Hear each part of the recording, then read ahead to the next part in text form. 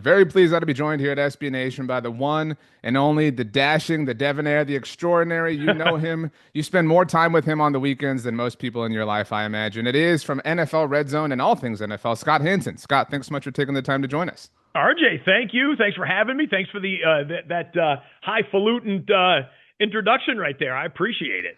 I want to start right away with a suggestion, Scott, something I think about all the time, because you are someone who does something very well that, in my experience in listening to you, has always been open to feedback. And I am, I, yeah. so I cover the Dallas Cowboys specifically. So I'm very fortunate that I get to hang out with you a lot because the Cowboys are generally in prime time, things like that.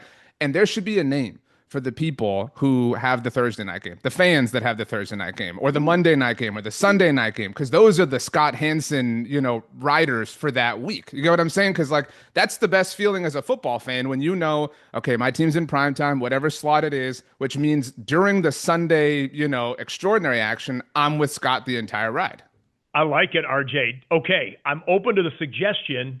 And two, do you have a suggestion as to like a nice, tight, concise nickname that we can designate that fan group, which obviously would change week to week? I think the Islanders, people have begun to refer to those windows as islands. You know what I'm talking about? Okay. Sometimes, but I will Because say, you would also put in the Sunday night football right. two fan bases, the Monday night football two fan bases, and then in the middle of the season, the bye week folks Exactly. get to rock So and we, roll. we have to come up with a name, but there should be subsets within this. I've thought about this a lot clearly, because the true like nirvana is when your team wins on Thursday night. If your team loses, There you go. it's a little bit tough. But when your team wins, it's like on Friday, you're like, this is great. I've got college football tomorrow, and then Scott and I are hanging out, and I'm on Easy Street. I've already got it in the bag. I'm in the clubhouse.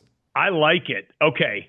Islanders is something that let me ruminate on that for a little while. I'll throw it out even to our production crew. We have a meeting, 2 hours before showtime every week, and I'll see if anyone comes up with something. But we got to remember this. You got to record and hold on to this clip, because like the witching hour was Exactly. a suggestion to me from an outside source, and I try and give them credit for coming up with that nickname, because it's a component. By the way, RJ, I've heard from players and coaches in the NFL who love playing on Thursday or on Monday or being on the bye because they love watching NFL Red Zone. In fact, I'm here, at the courtesy of Lowe's, and one of my partners in the Lowe's campaign, the Earn Your Sunday campaign, is Justin Jefferson.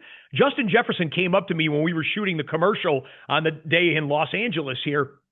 And he was like, Scott, man, it's just so awesome to meet you and stuff. And I'm like, well, JJ, it's awesome to meet you. You're one of the greatest players in the NFL. He's like, you got to understand, I've grown up watching you. And he loves when he's not playing on the early or late window on Sunday so that he can watch NFL Red Zone. And that always blows my mind that people that are the stars in the NFL. Tom Brady tells me he loves watching Red Zone. He told me that when he was a player and now as a broadcaster. Josh Allen is on record saying that NFL Red Zone is his favorite and everything. So that's wild.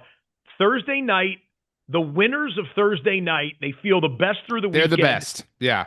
The pressure's off, and you can just sit down and enjoy every touchdown from every game. I like it, RJ. Yeah, because even the Sunday night and Monday night crew, you still get the same experience, but there is still the pending stress of your team has to play. So the ideal, spot to be in. That's why Thanksgiving is always a wonderful time in general. But if the Cowboys get the win, then it's like, dude, me and Scott all weekend long. It's going to be a great time. Justin Jefferson. I'm writing that down. I am writing that down. Justin Jefferson did have the Monday night game Sunday night this week, so he gets to hang out with you. You talked about filming the commercial, the campaign. I'm very curious. I know you've worked with Lowe's in the past. I know Dak Prescott has worked with Lowe's in the past. Lowe's does a fantastic job. I buy all my material there, but I'm curious to hear about this specific campaign.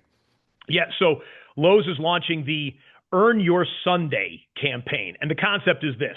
We all have things we need to do in the house, around the house, in the yard, wherever. Lowe's is the place to go. People already know that. Lowe's is the stop to get anything for your home improvement needs, the official partner of the NFL.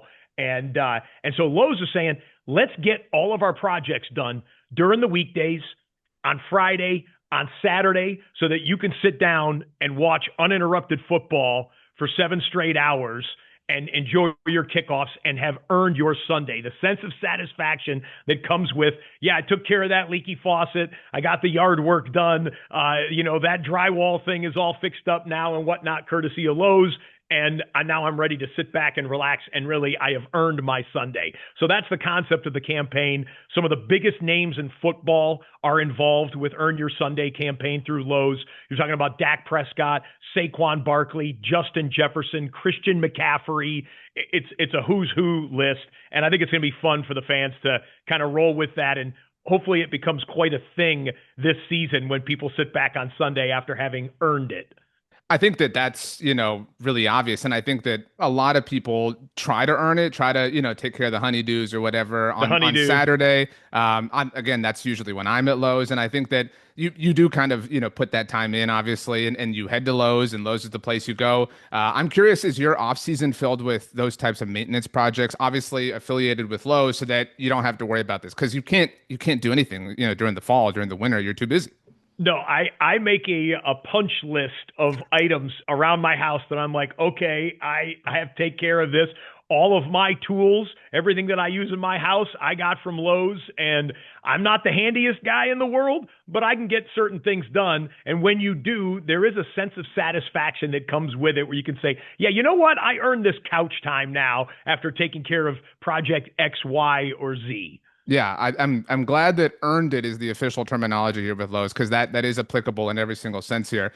As it relates to Red Zone, Scott, something that I think you do so well, maybe your best skill, is context for situations. And there's a lot to that. And I think that must stem from you loving the NFL as much as we all do. But we'll all parachute with you into a moment, and you'll say, okay, look, this is the reason this is a big deal. And so my question is, how does that evolve? And sometimes I imagine it's off the cuff. Sometimes it's a matter of, this is obviously, NFL shattering news, whatever. But what are those moments like, whether they are in the moment, spontaneous, or a little bit, I would say rehearsed, but you obviously have some time given whatever's happening in that particular sequence? Yeah, that's a great question. And that is something that I try and add value, right, show by show, hour by hour, moment by moment.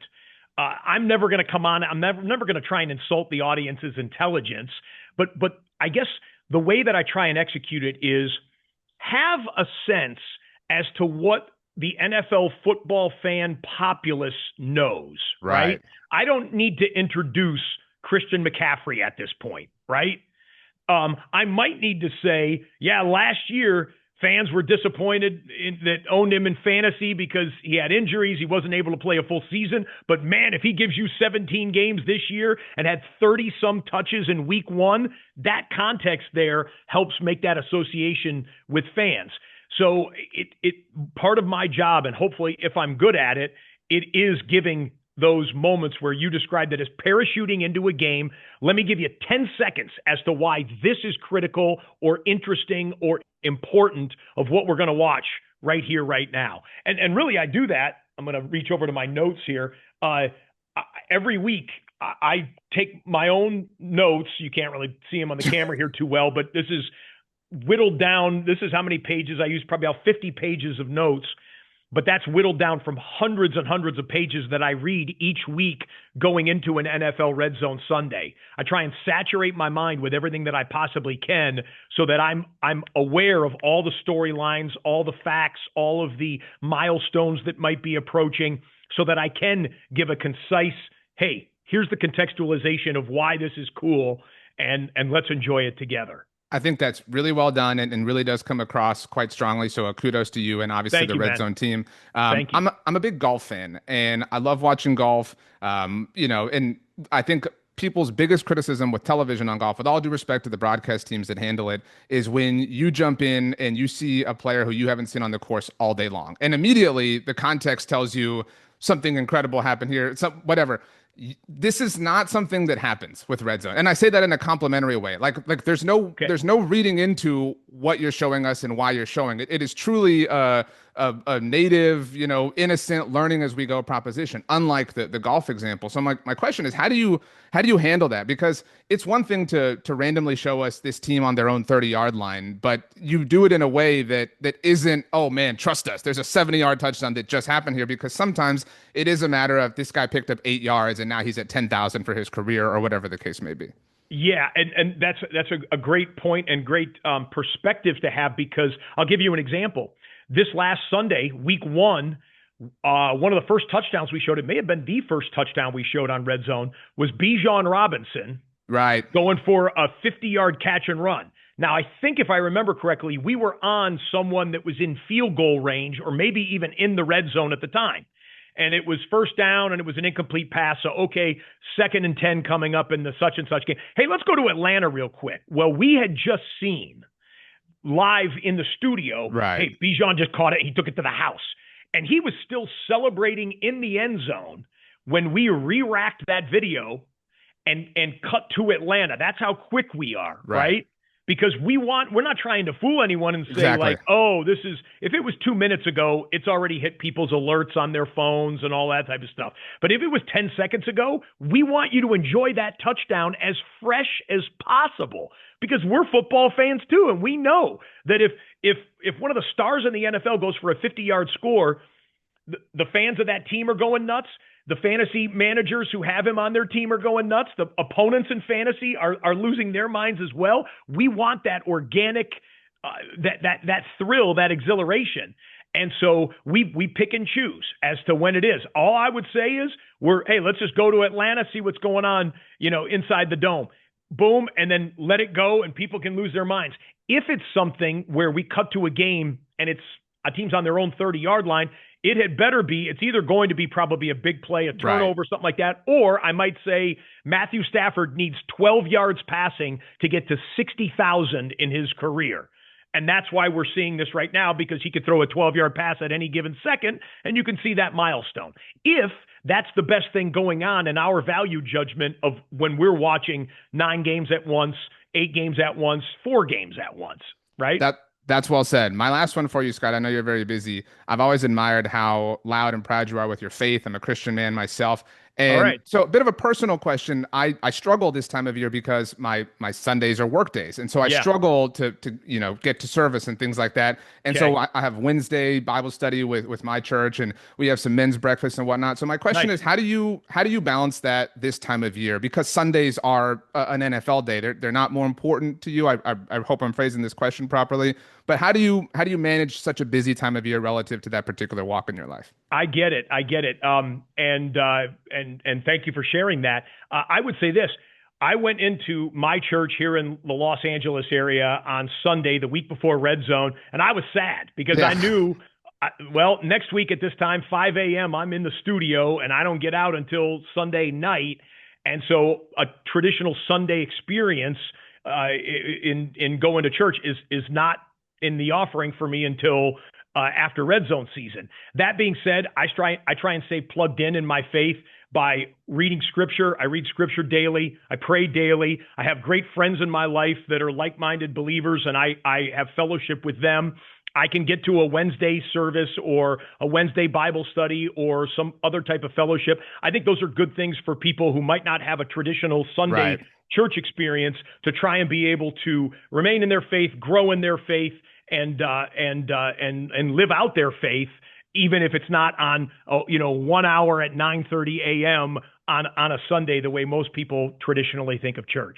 That's a great approach, Scott. I can't tell you how awesome this was. I also thought maybe the crew we're talking about, you've got the green light. You got the green lighters on Sunday. You've got the red zone. So you've got the green light to just enjoy red zone. You know what I'm saying? Because it's like when you have a street and you got nothing but green lights and you can just sail all the way through. I like that better than Islanders, if I'm being honest with you. Really, I kind of liked Islanders, but let's workshop it just a little bit, and we will remember this moment, I hope, if it ends up becoming a thing, because there is a feeling that only one fan base gets after winning a Thursday night game going into Red Zone Sunday. If we're talking about the Thursday night winners, then the name is the clubhouse leader, because you're in the house. You know what I'm saying? Like you are in the house. Perfect. That's the Thursday night winner. But if we're talking about all the Thursday night crew, all the Sunday night, Monday night, those are the green lighters, because they've got the green light to just sit back. That's the only time you want to see red, is with NFL RedZone and Scott Hanson, of course.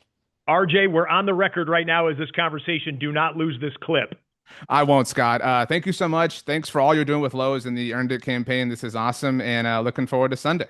Sounds good, man. See you then. Appreciate it, Scott.